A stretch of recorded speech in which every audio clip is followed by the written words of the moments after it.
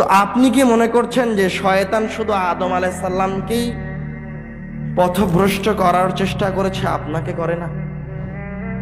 আপনাকেও করে। এই স্টেজে, এইরকম স্টেজে বসে থেকে শয়তান আপনাদেরকে সামনে রেখে কথা বলে, আপনাদেরকে উপদেশ দেয় শয়তান এসে।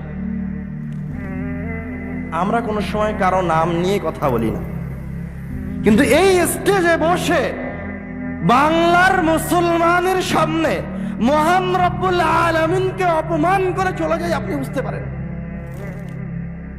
একজন বক্তা স্টেজে বসে হাজার হাজার মুসলমান জনতার সামনে, তাওহীদি জনতার সামনে, যাদের প্রত্যেকটা মানুষের অন্তরে ঈমান আছে, যারা আল্লাহর জন্য যে কোনো সময় তার জীবনটা বিলিয়ে দিতে প্রস্তুত, যে মানুষগুলি রাসূল সাল্লাল্লাহু আলাইহি ওয়াসাল্লামের মুহাব্বতে তাদের জীবনটা সব সময় হাতে নিয়ে আছে, কুরবান করতে প্রস্তুত, তাদের সামনে দাঁড়িয়ে এইরকম স্টেজে বসে থেকে একজন মানুষ বলছে, একজন মানুষ একটা আহ্বান করছে, বলছে যে আল্লাহর নাম নিয়ে তোমরা অমুক ব্যভিচারিণীর দিকে তাকাও।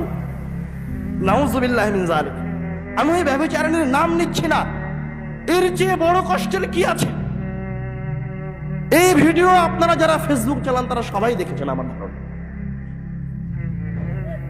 একজন ইন্ডিয়ান নায়িকাকে দেখার আহ্বান করছে, স্টেজে বসে থেকে একজন ব্যভিচারিণীর দিকে তাকাতে বলছে, একজন জিনাকারীর দিকে তাকাতে বলছে, শুধু তাকাতে বলেনি, বলছে আল্লাহ রাব্বুল আলামিনের নাম নিয়ে তাকাও। নাউযুবিল্লাহি মিন যালিক।